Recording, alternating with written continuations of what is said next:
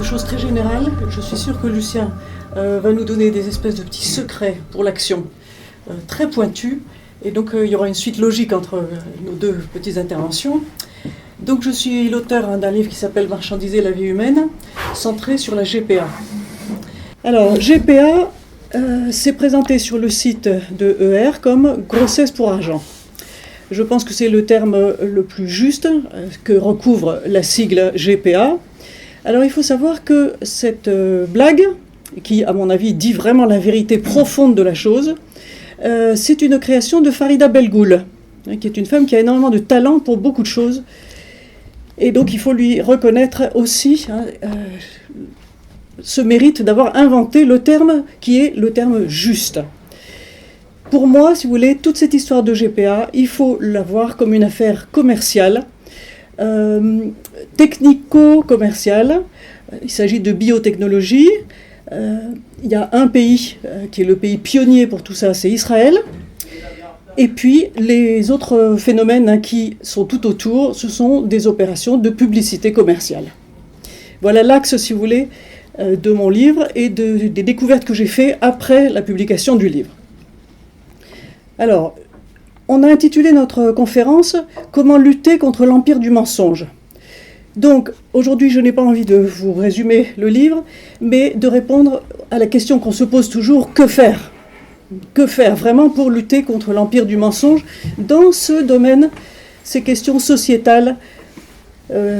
La biotechnologie nous dit il y a tellement de choses maintenant qu'on peut faire, pourquoi est-ce qu'il faudrait se les refuser ? Alors, j'ai articulé ma petite présentation en 7 points. Qu'est-ce qu'on peut faire ? D'abord, bien sûr, de la réinformation, et on peut s'habituer à utiliser un terme un peu plus provocateur maintenant, puisque réinformation, ça y est, maintenant c'est un terme qui est entré dans les mœurs, tout le monde parle de réinformation, Le Figaro, Libé, tout le monde, parfait, bien. Donc maintenant, il faut dire, à mon avis, armes d'instruction massive. D'accord ? Ça va leur casser les pieds, c'est très bien. Donc, comment faire de la réinformation ? Qu'est-ce qu'il faut dire ? Qu'est-ce qu'il faut faire savoir ? Comment instruire la population ? Deuxièmement, les obstacles à notre action, dans l'hypothèse où vous êtes à peu près d'accord avec nous que la GPA, la grossesse pour argent, non, c'est un concept qui ne devrait pas exister. On va essayer de le faire disparaître de l'horizon de ces prochaines années. Les obstacles, ne pas les sous-estimer. Je pense même qu'il n'est pas sûr du tout qu'on gagne la bataille. D'autant plus qu'il y a des gens qui se battent pour perdre, ça existe. Et il faut aussi se battre pour gagner. Mais ça demande un investissement très très très considérable. Ensuite, je pense que dans tout combat, il faut toujours remonter en amont pour avoir une chance de saisir le fond des choses. Donc, il faut aller en amont du point de vue de l'histoire et revenir un petit peu à ce qu'a été l'esclavage. Parce que dans l'esclavage, dans l'histoire de l'esclavage, on a la matrice complète de ce nouveau business israélien extraordinaire, puisqu'il est en plein boom, il rapporte des millions. Il faudrait dire des milliards d'ailleurs, puisque le million, c'est plus grand-chose maintenant. Donc revenir bien en arrière dans l'histoire, revenir aussi sur certaines erreurs du mouvement féministe qui nous ont amenés à la situation atroce actuelle. Il faut revenir en amont aussi en cherchant du côté des mythes, des grands mythes que différentes civilisations ont mis au point et qui sont toujours des schémas explicatifs de situations apparemment inextricables et apparemment inédites. Les mythes arrivent à en rendre compte. Il y a des mythes spécifiques qui correspondent bien à notre sujet. Ensuite, on va parler d'actions pratiques à faire, des choses que l'on peut faire très concrètement. Alors, il y a de la résistance passive, de la résistance active. Il y a des choses à faire sur le plan de la justice, des choses à faire dans la vie privée, des choses voyantes, des choses invisibles. Il faut entreprendre des actions politiques. Alors là, on commence à aller très loin dans la remise en question de beaucoup de présupposés, parce que c'est toujours pareil, si on veut gagner dans une action politique, il faut absolument avoir tout le peuple. Et pas seulement, si vous voulez, les gens comme nous, qui nous estimons la dissidence, les plus malins, les plus avertis, les plus justes, les plus généreux, mais qui sommes une poignée. Non, il faut absolument trouver tout le peuple. C'est autre chose, c'est une autre paire de manches. Et enfin, je conclurai donc avec petite blague si vous voulez, la preuve de l'existence de Dieu par la répression. Vous allez voir où ça nous engage. La GPA, elle commence en 1994. Il y a des personnes qui se mettent à se faire payer pour porter des enfants d'autres personnes. Très vite, elle est interdite en France. Si vous voulez, dans les années 90 à 94, il y a du flou et bon, ça commence. 94, le premier pays à l'autoriser, c'est Israël. D'où ça vient? Ça vient des recherches sur tout ce qui est génétique, embryologie, procréation artificielle, fécondation assistée. Et tout ça, ça vient encore d'où? Allez, je vous dis tout de suite les trucs les plus croustillants. Bon. Pensez, année 1940, un médecin juif autrichien. C'est comme ça qu'il est défini par Wikipédia dans sa version en anglais. Un médecin juif autrichien qui habite en Angleterre. Sa femme possède une clinique de fertilité et il fait de l'insémination artificielle comme on fait depuis les années 1880 sur les animaux d'élevage, les vaches et les juments en particulier. Et donc ça commence, l'insémination artificielle pour les femmes qui n'arrivent pas à avoir d'enfants. Années 70, ce docteur qui s'appelle Berthold Wiesner, il est dénoncé par un de ses fils. C'est lui qui fournissait le sperme pour sa clinique de fertilité. Il garantissait aux dames de sa clientèle qu'il avait des donateurs de sperme qui étaient des gens, des étalons formidables, avec des qualités surhumaines, en particulier intellectuelles. Bon, ben, c'était lui-même, donc il savait de quoi il parlait. Bon. On calcule qu'il en a probablement fait entre 600 et 1000, des enfants comme ça. Il n'a jamais été jugé parce qu'il est mort, sa femme aussi, ils avaient détruit toutes leurs archives.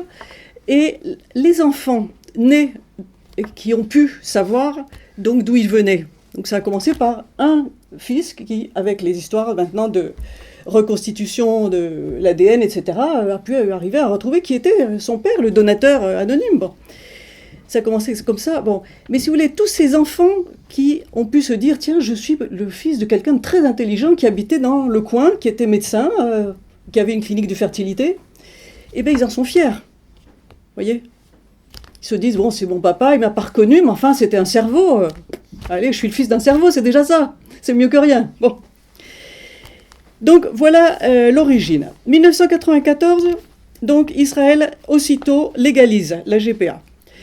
Israël, en 2014, légalise la GPA pour les couples homosexuels. Aux États-Unis, il y a un processus chronologiquement parallèle, hein, ça suit de très près, mais dans certains États des États-Unis. Il n'y a pas de loi fédérale encore sur cette question. Donc c'est la Floride et la Californie qui sont en pointe pour accepter toutes ces innovations. Alors, les scientifiques qui savent bien comment est-ce qu'on fait ce processus disent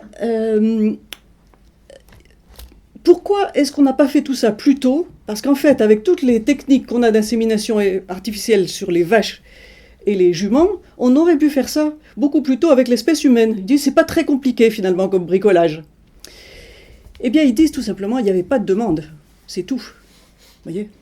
Il n'y avait pas de demande. D'où vient la demande? C'est que la stérilité est un phénomène galopant, en particulier dans les pays développés. Mais c'est une plaie. La fertilité masculine a diminué de moitié par rapport à ce qu'elle était il y a 50 ans. Et on nous cache les statistiques, les projections statistiques qui devraient nous dire, eh bien, écoutez, c'est très exactement dans 75 ans ou dans 200 ans que vous ne pourrez plus vous reproduire du tout. Mais au rythme où vont les choses, c'est peut-être dans 20 ans. Hein, parce que cette stérilité, elle vient de phénomènes conjugués, d'intoxication par des tas de produits qui sont des poisons, c'est tout, et qui nous affectent à un niveau très très profond de l'organisme. Alors ça, c'est pour les hommes, et pour les femmes, le principal obstacle à la fertilité féminine, c'est que maintenant, on attend 30 ans ou 40 ans pour avoir des enfants, on s'est bourré de contraceptifs avant, on a eu 1 ou 2 avortements, et bien quand on se décide d'avoir des enfants, la machine ne veut plus. C'est tout. Bon. Alors, est-ce que la GPA a été inventée pour les homosexuels ou pas? Non. Elle est inventée pour les couples qui souffrent de leur infertilité quand ils la découvrent, c'est-à-dire quand c'est trop tard. tout simplement. Parce qu'avant, on croit toujours qu'on pourra faire des enfants. Hein, on croit, et puis après, pas de chance. Et puis, un Israélien, je suis désolée, c'est vraiment le pays qui est à la pointe de toutes choses. Hein, je dis comme Manuel Valls, hein, je ne peux pas m'en détacher. Bon. Un Israélien de génie a créé le marché homosexuel de la GPA. Alors, ce monsieur s'appelle Doron Mamet. Vous pouvez le rencontrer sur Internet. Il a fait un film qui est en accès libre en français sur YouTube, qui s'appelle Bébé en kit, bien sous-titré en français. Dans d'autres langues, pas du tout. Vous avez un mal fou à le trouver. Ce sont des pirates français qui l'ont installé sur YouTube, pour que nous sachions à quoi nous avons affaire. Doron Mamet est un monsieur qui vit en couple avec un autre monsieur. Tous les deux, ils ont décidé d'avoir des enfants. Ils ont fait une cuisine, ils ont mélangé leur sperme, gna gna gna, une horreur. Tout ça à froid, bon, bref. Et puis, ils ont vu que ça marchait, et ils ont, je crois, 2 petites filles à l'heure actuelle. Bon.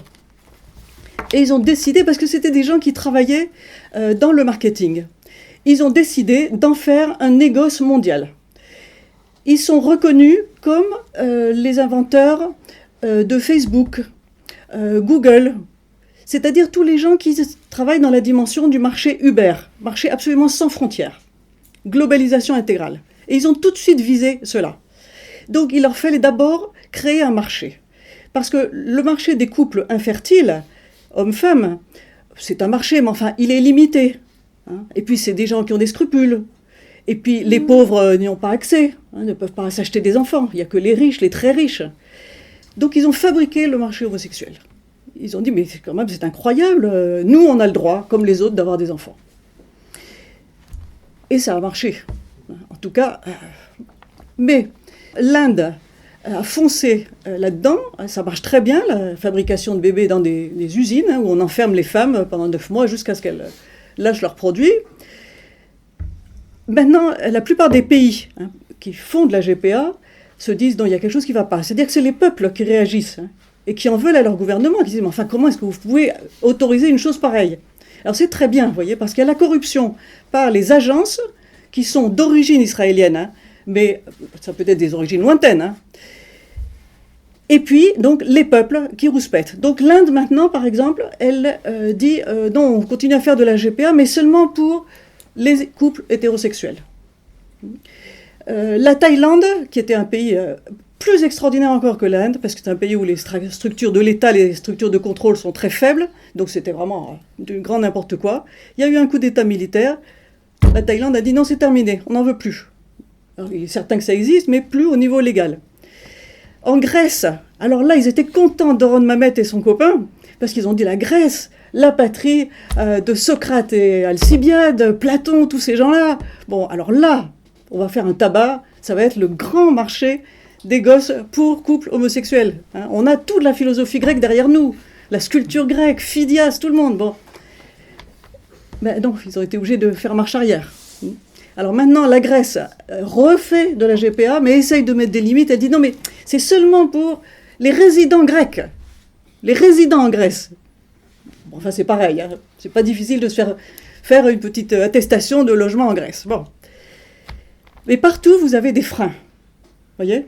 Donc la Thaïlande, c'est fini, le Népal, c'est fini, l'Inde, piano. Le Mexique se défend, il y a 2 États au Mexique qui en font. Aux États-Unis, c'est une terrible bagarre dans chaque État, etc. etc. Bon. Alors, il y a l'Afrique, non? L'Afrique. Oui. Alors, en Afrique, phénomène terrifiant. Il y a de la GPA brute de brute, c'est-à-dire qu'on rapte des jeunes femmes, on les viole systématiquement, on les enferme pendant 9 mois, on vend leur bébé, on leur dit allez fous le camp. C'est la GPA élémentaire. Hein. En Afrique, vous avez énormément, j'ai pas de chiffres, hein, mais du Maghreb et d'Afrique noire, de femmes qui font des GPA pour des Européens. Donc des Européens qui payent. Donc elles viennent accoucher en France. Et elles donnent le bébé et elles repartent. Elles disparaissent. Ça existe. Ça existe. Alors tout ça est bien caché puisqu'en France ce n'est pas légal. Donc on ne peut pas avoir de statistiques. Mais vous posez des questions du personnel hospitalier, en général les aides-soignantes, les gens qui sont pas très hauts dans la hiérarchie, ils vont vous dire oui, j'en connais, j'en ai vu, je sais très bien.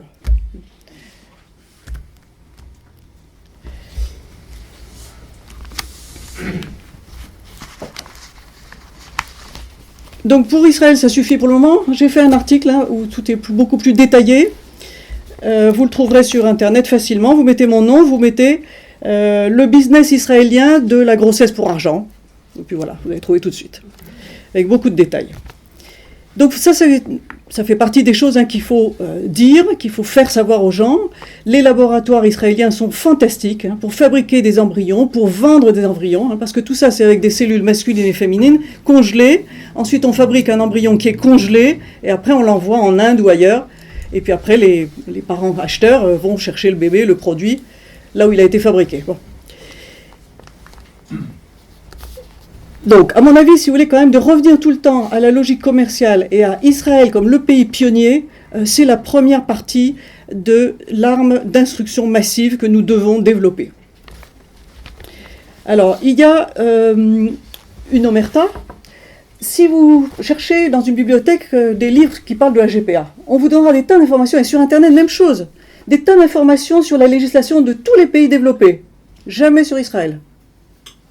Comme si Israël ne faisait pas partie des pays développés, n'intéressait personne. Bon, c'est le centre, hein, c'est pas compliqué. Maintenant, je ne veux pas aller m'étendre trop longtemps, il faut que tout le monde puisse parler. Les obstacles. Pourquoi est-ce que notre combat contre la GPA n'est pas sûr du tout de gagner, malgré notre passion, notre indignation? Alors, avec la stérilité galopante, il y a aussi l'homosexualité galopante. C'est un fait. Si ce petit lobby LGBT est tellement dynamique, tellement agressif, mais c'est parce que vraiment beaucoup de jeunes gens n'arrivent pas à s'intéresser au sexe opposé. Et c'est normal, si vous voulez. À partir du moment où on a moins d'hormones vitales qu'avaient les générations d'avant, eh ben, c'est par faiblesse qu'on va se replier sur son propre sexe. Et naturellement, quand on a un déficit quelque part, ben, on va essayer de se justifier, de légitimer ce déficit. Hein. On va dire « Oh, mais c'est une affaire de goût, j'ai le droit ». Non, c'est que je ne suis pas capable, c'est tout. Je n'ai pas la force d'aller conquérir une femme, c'est difficile. Ou à l'inverse, etc. Des mauvaises expériences, des traumatismes, tout ça, bon, ça vous pousse rapidement à l'homosexualité, les déceptions. Les femmes qui demandent le divorce dès qu'elles ont un gosse, ben, c'est normal que les hommes disent « Attends, je ne vais pas prendre le risque. Hein. Je préfère faire ma vie avec un tel qui est mon ami d'enfance. Pas de danger, c'est autre chose. Hein. » Donc, l'homosexualité galopante, c'est un fait, on ne peut pas le nier, et c'est pas en insultant hein, les PD qu'on réglera le problème. Ils sont là et ils ont des droits comme tout le monde. Hein. Thierry Meyssan, hein, qui est quelqu'un qui a beaucoup réfléchi sur toutes ces questions, et qui est très partagé hein, là-dessus, puisque lui-même, hein, il a commencé sa carrière publique en étant dans le mouvement pour protéger les malades atteints du sida et les homosexuels. Ça a été son grand créneau d'action. Eh bien, Thierry Meyssan rappelle que l'Église chrétienne, depuis les origines, a toujours reconnu l'existence des couples homosexuels stables, si vous voulez, des amitiés très profondes qui, dans le secret hein, de chaque existence, peuvent comporter des épisodes sexuels. Les deux saints fondateurs de la Russie, hein, il dit c'était un couple homosexuel. Bon. Il est important de le savoir. Vous savez, on critique beaucoup le pape François, par exemple, en disant « Oh là là, il est prêt à accepter le mariage gay et tout ça ». Non, l'Église a toujours reconnu des faits, des choses qui existent. Et il faut faire la place à tout ce qui existe. Faire que ça ne tombe pas du côté du vice, du satanique, et que ça soit canalisé vers le bien de tous, de la société. Alors, autre raison de se faire du souci sur nos possibilités de... Se faire du souci. Vous voyez, la Manif pour tous, c'est un mouvement qui a été foudroyant en 2013, inattendu.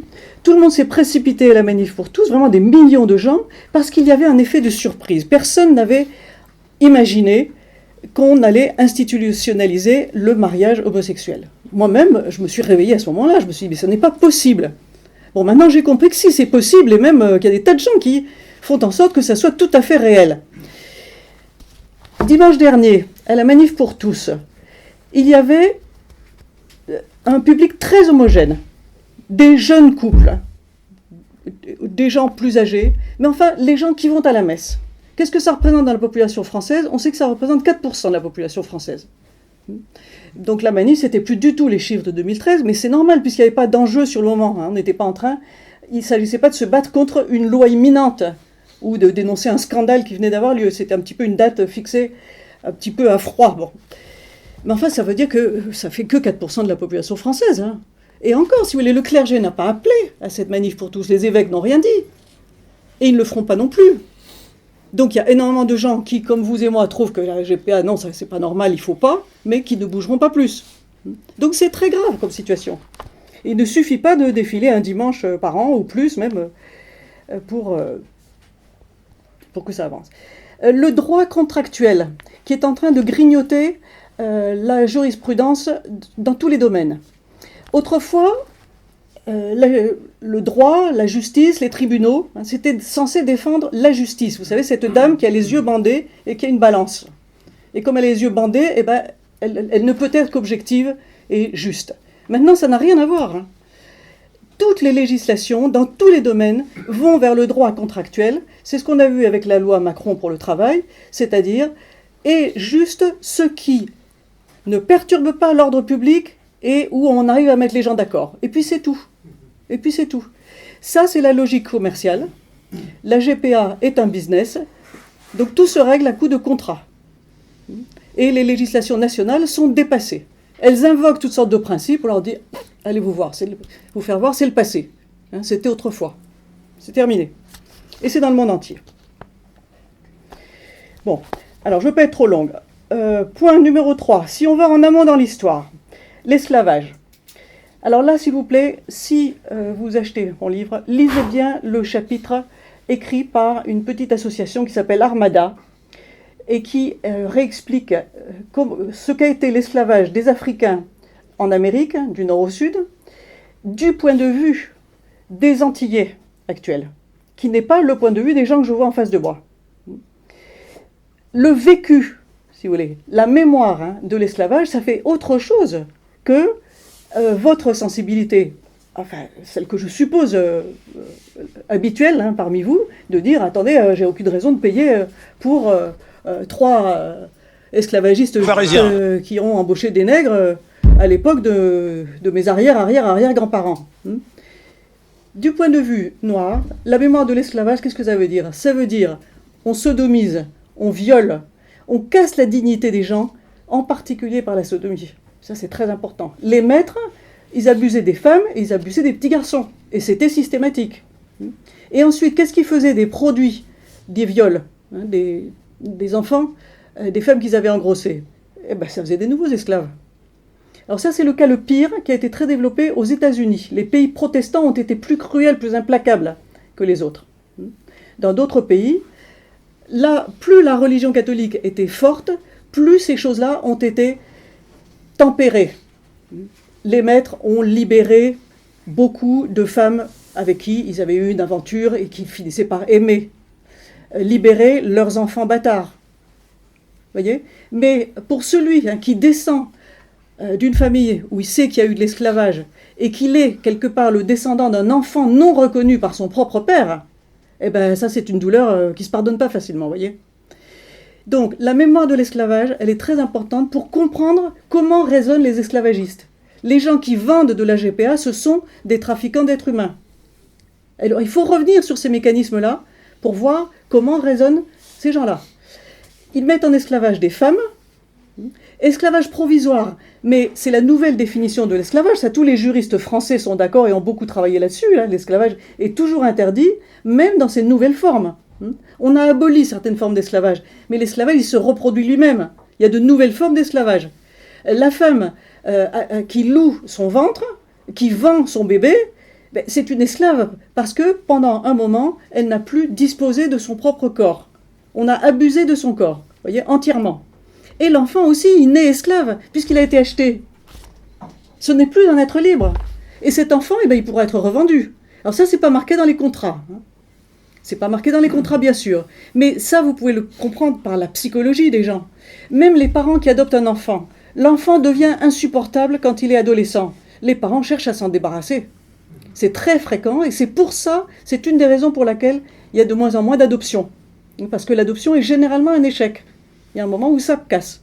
Bon, des enfants qui ont été achetés à l'origine, il y a un moment où ils vont dire non, je ne marche pas dans votre combine. Et il va être odieux avec ses parents, il va être pire que Dieu.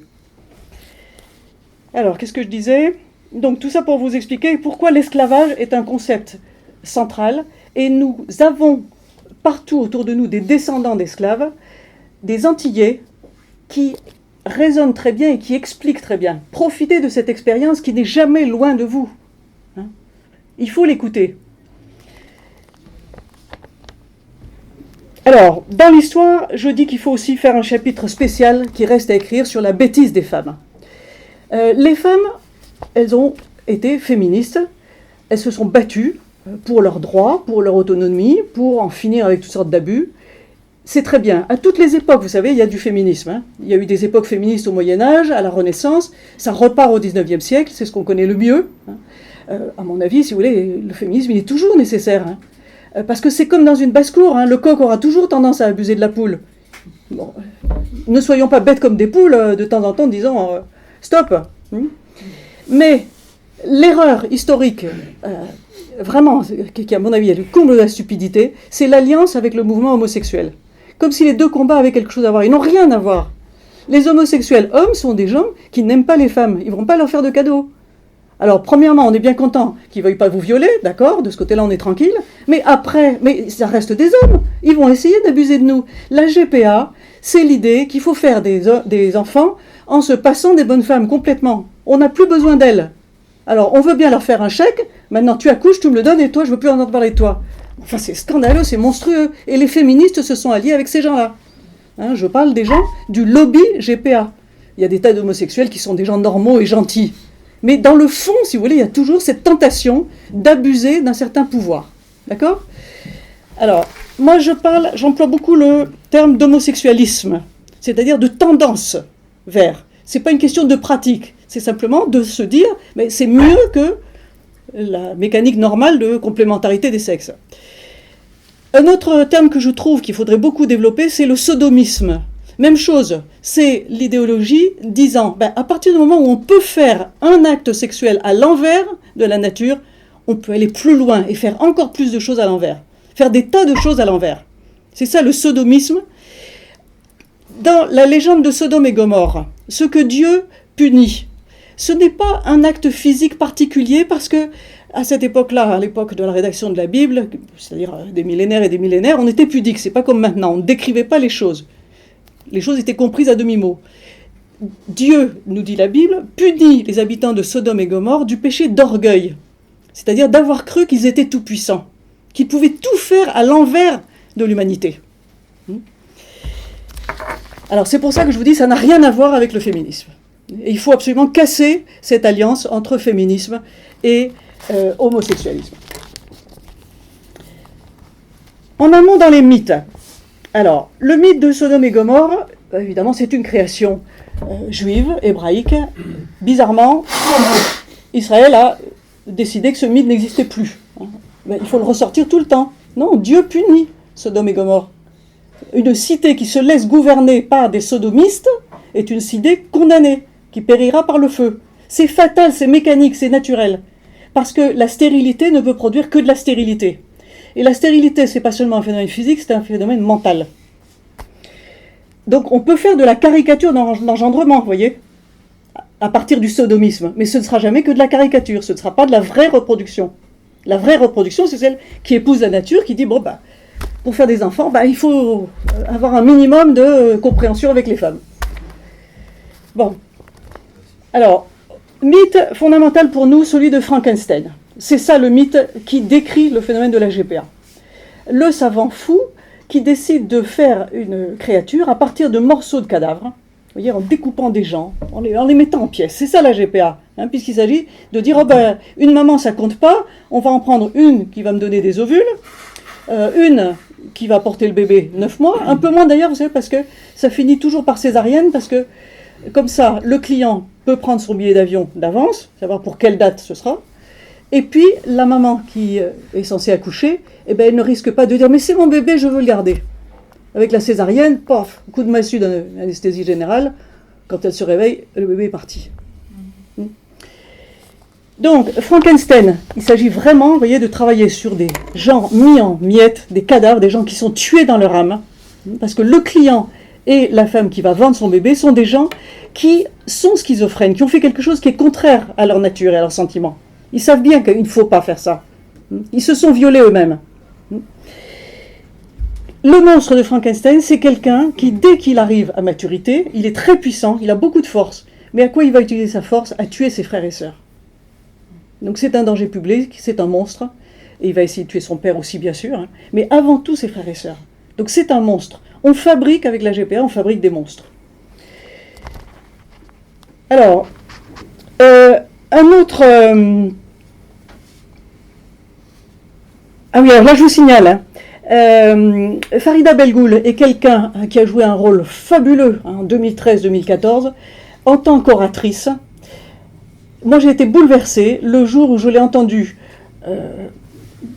dans une émission ressortir l'histoire d'Adam et Ève. Personne en France n'a le culot pour traiter d'un problème de GPA ou de mariage pour tous, n'importe quoi, de dire mais enfin Adam et Ève, mais c'est fantastique. Il faut revenir aux fondamentaux, aux mythes les plus élémentaires que personne ne peut récuser. Ce sont des mythes, mais des mythes qui expliquent tout, qui ont de la force. Alors, avec le mythe d'Adam et Ève, bon, il y aurait beaucoup de choses à dire, parce qu'il y a aussi le mythe de Lilith qu'il faudrait remettre en circulation. D'après, vous voyez, les traditions juives, il y a deux créations de la femme. La première création de la femme, c'est Lilith, c'est une femme faite de boue, d'argile, comme Adam. Et c'est une femme monstrueuse. Donc elle est ratée, elle n'est pas bien. Donc Dieu en fait une autre, et celle-là, il la tire du rêve d'Adam. C'est quand Adam est endormi que Ève sort de sa côte. Mais elle sort de lui comme son rêve, c'est très beau comme idée. Alors Ève, elle est bonne. Et vous savez que les musulmans ne considèrent pas qu'Ève soit la calamité de l'humanité. Au contraire, ils parlent de sainte Ève et de saint Adam. La méchante, c'est Lilith. C'est Lilith qui s'est transformée en serpent. Donc Lilith, c'est la tentation d'Ève. Voyez, mais c'est ce qu'Ève n'est pas. Ève, elle reste pure, elle reste bonne. Donc Lilith, c'est la femme qui a décidé d'abord de goûter aux fruits de l'arbre de la connaissance, c'est-à-dire qui se croit toute puissante, qui est prête à aller dans tous les excès, érotiques entre autres, lubriques et toutes les malfaisances.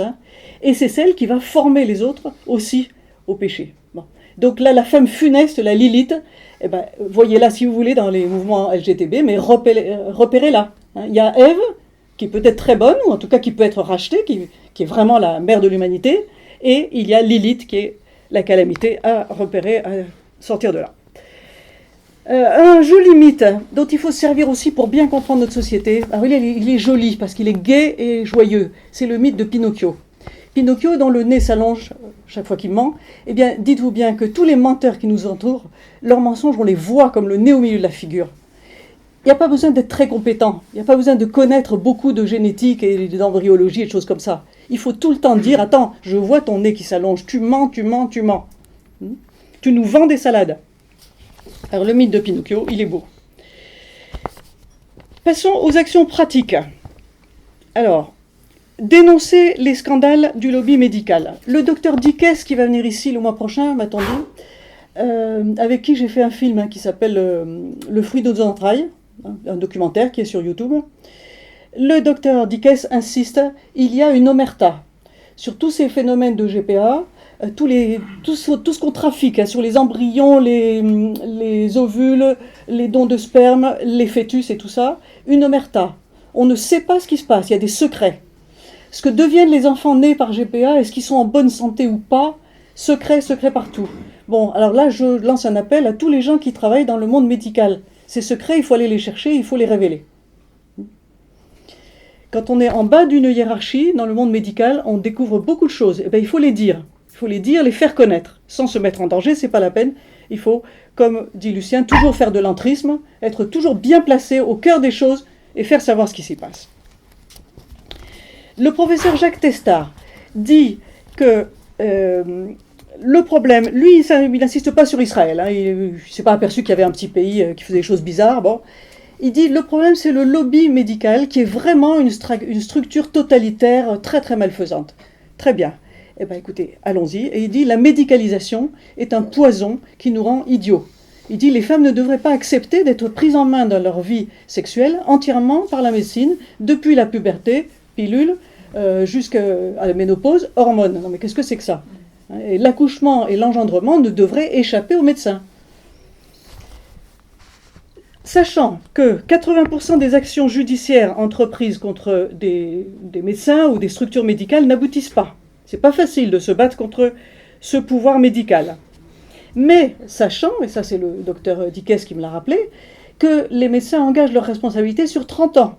Vous avez 30 ans pour accuser un médecin de vous avoir empoisonné, de vous avoir inoculé une maladie qui va leur rapporter gros, mais qui vous tue. On a 30 ans. Quand on découvre un scandale dans une opération quelconque, il faut s'en servir. Autre exemple de choses scandaleuses. Dans les statistiques, on sait que 20% des fécondations in vitro à peine aboutissent. Vous imaginez une industrie qui fabriquerait 100 voitures, dont 80 ne marchent pas. C'est ça actuellement. L'industrie de la reproduction artificielle, c'est un gâchis incroyable. Et un gâchis de quoi? Eh bien d'embryons. C'est-à-dire quand même d'êtres humains potentiels. C'est monstrueux. Donc 80% qui ne marchent pas. Et quand la FIV réussit, c'est-à-dire quand on arrive à faire démarrer un embryon, 50% des embryons sont anormaux. Donc ils vont partir à la poubelle aussi. Alors là, c'est intéressant parce qu'on se retrouve dans la logique des résistances à l'esclavage. Pourquoi est-ce que l'esclavage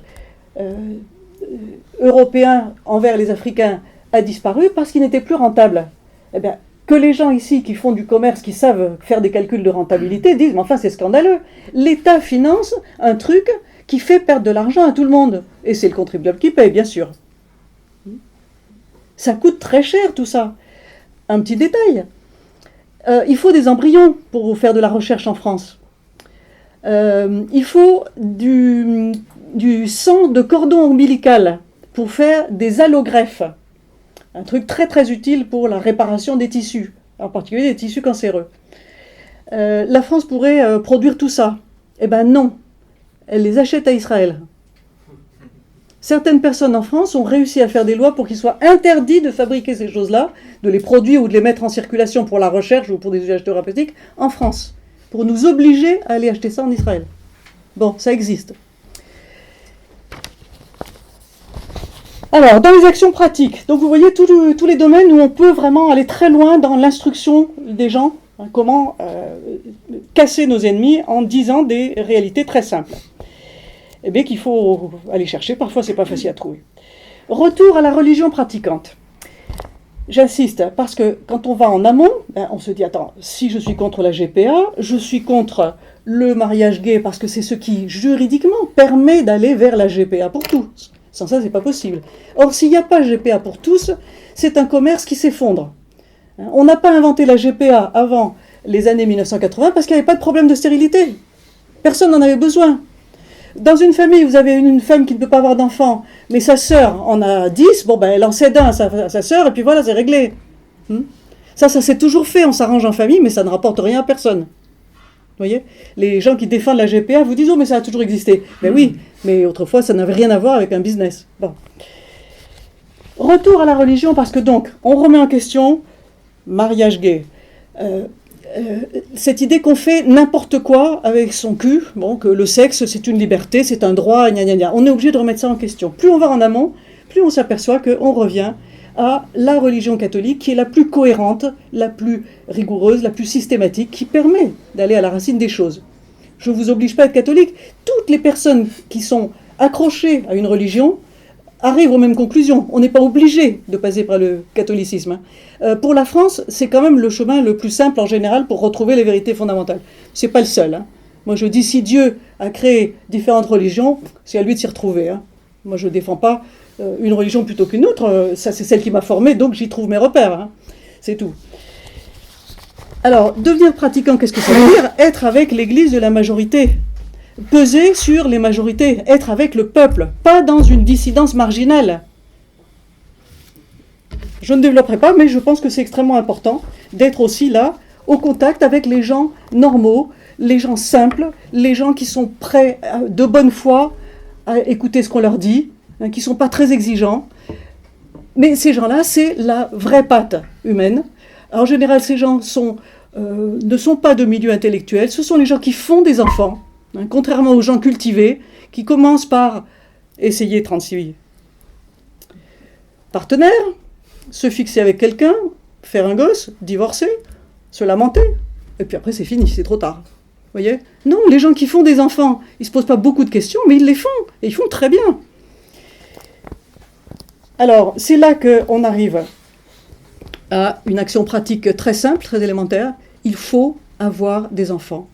Et en avoir quand on est jeune, quand ça marche, quand on est amoureux. Tout de suite, il faut profiter de l'amour. Parce qu'après l'amour se tasse, les problèmes arrivent, et si on n'a pas fait d'enfants à temps, eh ben, il n'y en aura plus, c'est tout. Alors, c'est une leçon valable pour tous les âges. Les jeunes, vous savez que les jeunes maintenant sont exaspérés par le baratin au lycée, au collège, la pilule, le préservatif. Non, ils en ont marre, ils ont envie de savoir s'ils peuvent faire un gosse, s'ils en sont capables. Alors, ils mettent en route un gosse. Merde, les parents gueulent, tout le monde gueule. Oh bon, allez, on avorte. Bon. Dommage, mais bon, tant pis. Non, il faut absolument dire au gosse, non, on n'avorte pas, on le garde. Ce copain, tu l'as jamais revu, c'est pas grave. Nous, on sera ses parents, nous, on sera sa famille. Nous, les grands-parents, on va vous aider. Hein. Nous, les grands-parents, on a un logement, on a une retraite, on a du temps libre. Eh bien, on met tout ça à la disposition des enfants. Et si on n'est ni parents, ni grands-parents, ni jeunes, ni capables d'avoir des enfants, eh bien, on est oncle, on est tante, on est cousin. On peut tous rendre service. On peut tous faire redémarrer le bonheur de l'amour qui fabrique des enfants, parce que l'amour fait les enfants. Alors tout ça pour moi, c'est de l'action militante et de l'action pratique.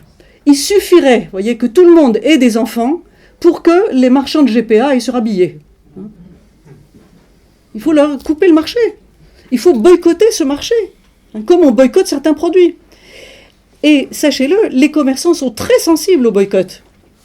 Il paraît qu'aux États-Unis, presque tout ce qu'on mange est à peu près cachère. Pourquoi ? Tout simplement parce qu'une infime partie de la population dit « Ah, c'est pas cachère, j'en veux pas ». Mais ça suffit, vous voyez, parce qu'ils vont boycotter un magasin entier parce qu'ils vendent du cochon. Vous voyez ?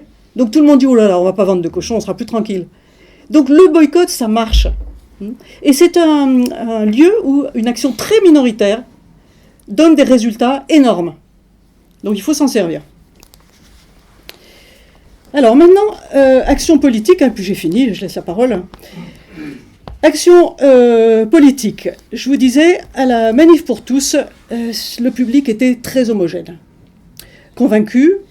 Moi j'avais ma pancarte qui disait non à la grossesse pour argent. Tout le monde regardait ma pancarte et disait ah ben oui, on est d'accord, on est d'accord. Pas un orateur n'a osé employer ce terme. Parce qu'il serait traité d'antisémite. Quoi ? Argent ? Ouh là là, ça veut dire juif. Ou antisémite, oui, d'accord, antisémite. Donc les dirigeants de la Manif pour tous ont très peur de foncer dans ces histoires de marché. Bon. Je dis, il faut foncer dans les histoires de marché, et nous aussi, il faut que nous élargissions beaucoup notre audience, notre marché, si on voulait parler comme les gens qui font du marketing. Qui sont les gens les plus sensibles, les plus indignés, à part nous ou les catholiques en général, si vous voulez ? Eh bien, ce sont tous les gens qui ont une culture religieuse forte. Les musulmans, les noirs, catholiques, musulmans ou n'importe quoi, mais où la vitalité est beaucoup plus forte, beaucoup moins abîmée que dans nos sociétés totalement pourries. Vous voyez ?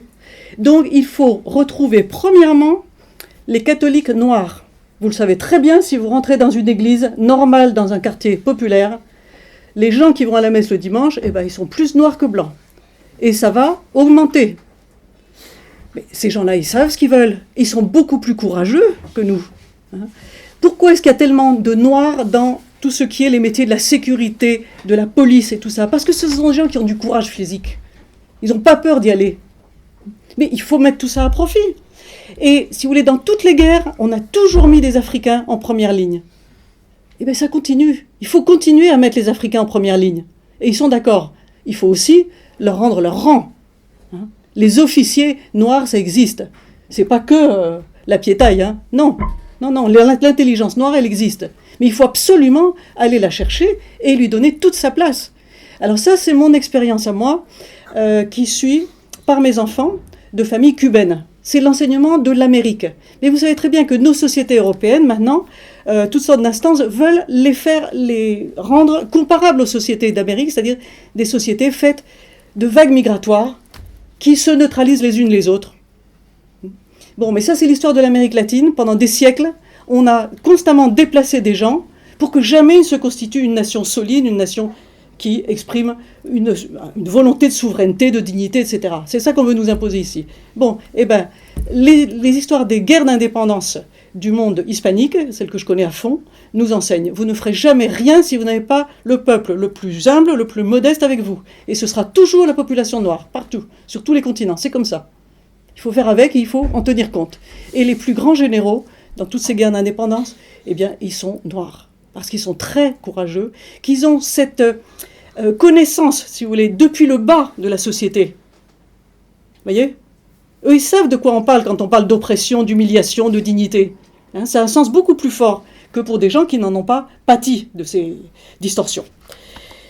Donc, premièrement, les catholiques noirs, ils existent et je veux qu'on leur donne leur place. Vous savez qu'au Vatican, vous avez un cardinal noir guinéen, le cardinal Sarah, qui fait un travail formidable. Qui est ce qu'il y a de plus rigoureux en matière de politique familiale, qui est très très très intransigeant.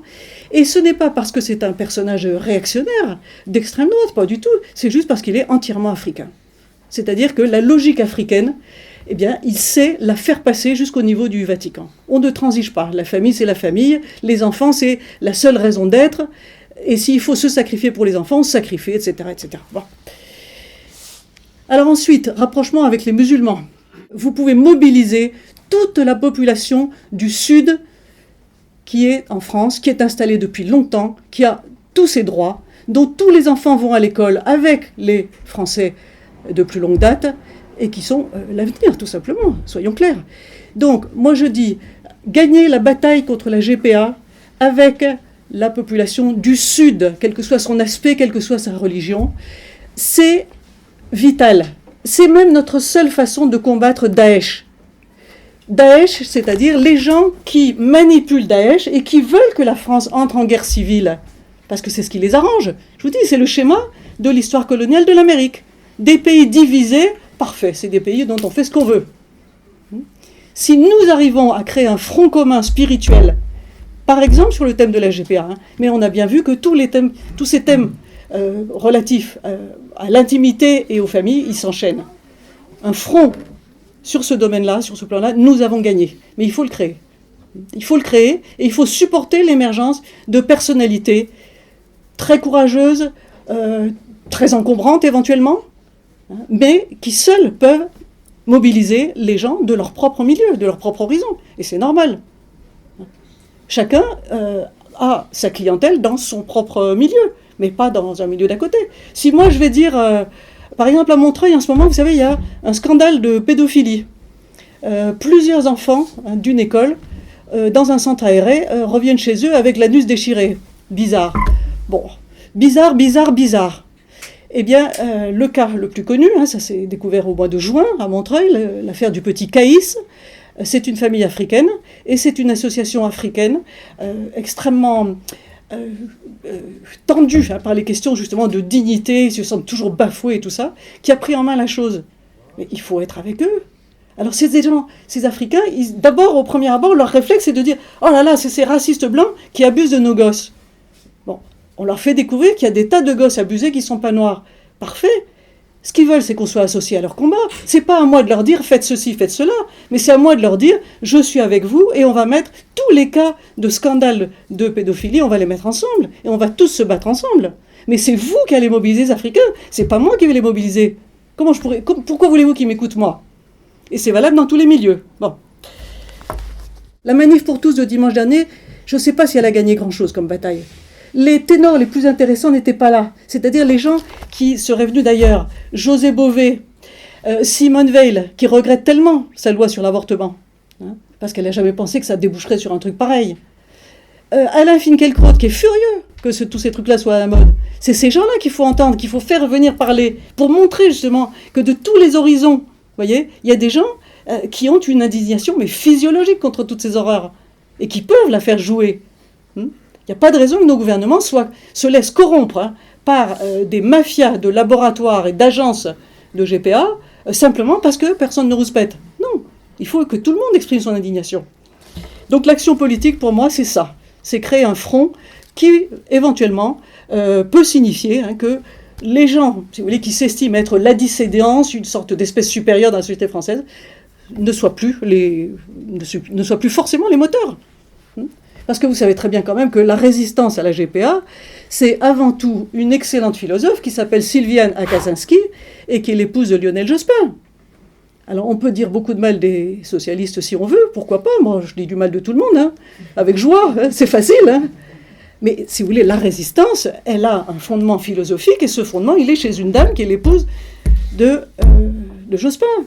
Bon, ben tous ces gens-là, il faut les mobiliser, il faut faire servir tout le monde. Bon, donc j'arrête. Ma conclusion, la preuve de l'existence de Dieu par la répression. Je n'ai pas parlé des gens qui ne se réclament d'aucune religion. Il faut évidemment aussi les mettre dans le combat. Les gens qui se disent agnostiques ou athées, bon, ils sont ce qu'ils veulent. Tout le monde est dans une évolution. On peut passer par 36 étapes dans sa vie.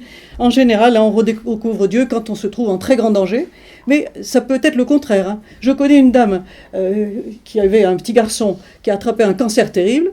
Elle me dit, depuis ce jour-là, je crois plus en Dieu. Pourquoi ? Parce qu'elle est trop en colère contre Dieu qui a permis que son gosse attrape un cancer. D'accord.